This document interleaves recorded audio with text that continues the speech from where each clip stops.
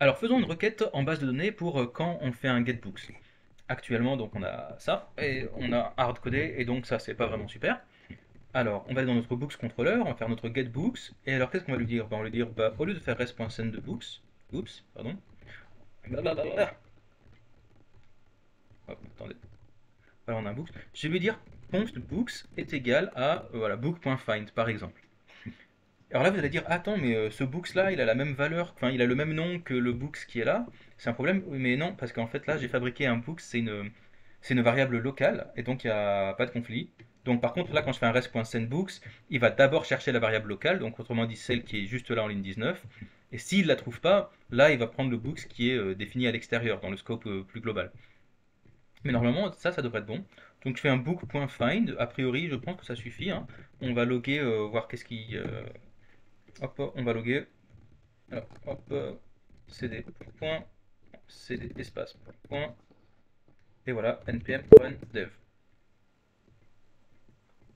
Et donc on va voir, on va aller sur notre, là, on va reload. Ah, alors, qu'est-ce qu'il me dit? Ah, alors là, j'ai un problème. Intéressant. C'est quoi le problème? Converting circular structure to JSON. Ok, donc j'ai un souci. Apparemment, il me dit que j'ai une loop starting at object with constructor native connection, object with constructor mongoose. Donc apparemment, mongoose, il a été require plusieurs fois, j'ai l'impression. Ok. Donc j'ai dû peut-être faire quelque chose de bizarre quand j'ai fait mes imports de mongoose. Ok. CTRL SHIFT F et on va regarder partout où on a tapé mongoose. Alors là déjà, je vois que j'ai... Ah, ok, j'ai const mongoose et la require mongoose. Ah, et j'ai fait un export de mongoose et j'ai l'impression qu'il est peut-être pas content de ça. Bon, bah écoutez, je vais lui... C'est peut-être ça? Je sais pas. Je vais lui dire de pas réexporter le mongoose. Voilà. Normalement, il est assez intelligent pour savoir que c'est la même instance, que même si j'appelle mongoose plusieurs fois, c'est toujours la même instance avec la même config. Alors, on va chercher ça, on va reload. Est-ce que ça marche mieux? Non, il est toujours pas content. Ok, alors, est-ce que ça pourrait être lui? Require mongoose. Ok, donc c'est pas lui. Enfin, moi, je vois rien de suspect jusqu'ici. Ok, converting circular structure to JSON. On va chercher ça. Je trouve pas. Bon, écoutez, écoutez, je vais pas me prendre la tête. Ce que je vais faire, dans le doute, je vais aller supprimer mes nodes modules. Voilà, je vais supprimer et je vais refaire un npm install.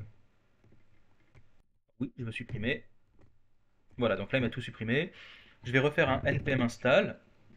Avec un peu de chance, ça va bien se passer. Ok, dans le doute, je vais aussi faire un reload window. Voilà, et on va voir si le problème y persiste. Alors npm run dev. npm, ah, ok, npm run dev. Ok, donc jusque-là, il n'y a pas de problème. Il arrive à tourner. Jusque-là, il n'y a pas de souci. Ok. Alors ensuite, s'il fait un get sur les books, je pense que c'est là qu'il déconne. On va recharger la page. Hop.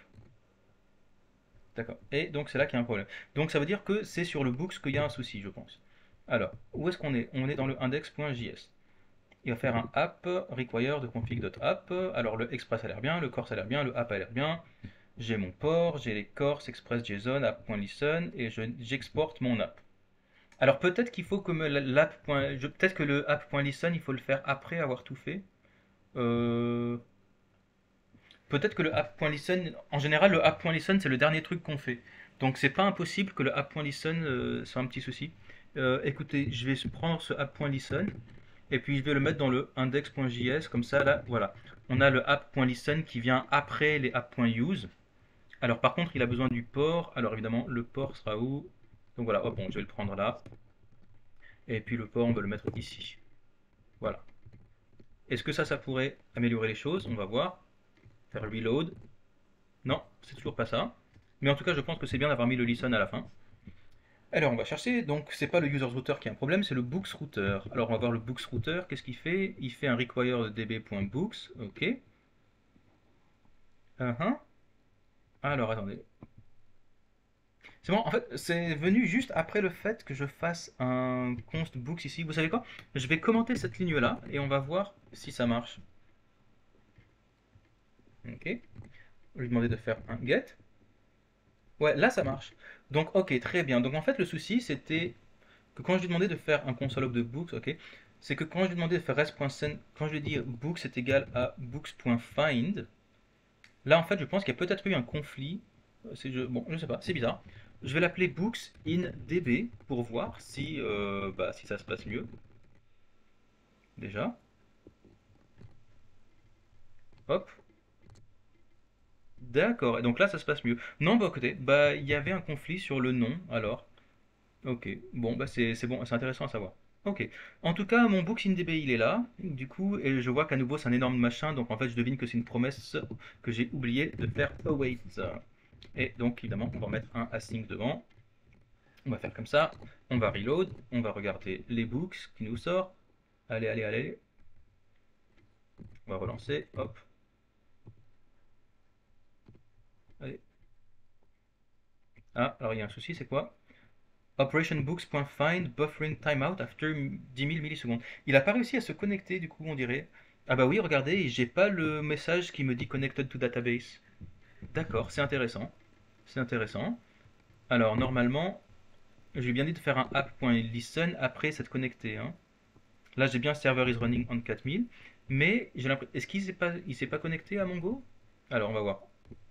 Voici notre Mongo. Ok, il s'est exporté, d'accord.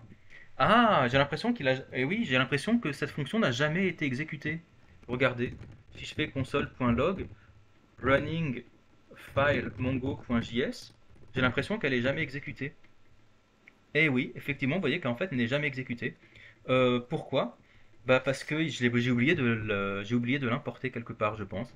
Si je vais dans mon app.js, ouais, je vais quand même lui dire require.slash, comment elle s'appelle, db slash mongo.js, c'est lui? Voilà, et là j'ai bien running file mongo.js, j'ai bien connected to DB. Voilà. Et oui, et oui, et oui. D'ailleurs, je me demande, eh oui, est-ce que ça marche si j'enlève le module .export? On va voir. Oui, ça marche. Ok, donc j'ai pas besoin d'exporter quoi que ce soit, il va quand même l'exécuter. Ok, parfait. Bon, parfait. Donc on va rester à nouveau. On va faire un reload. Voilà. Et là, il vient de nous renvoyer toute la base de données. Bon, bah c'est génial.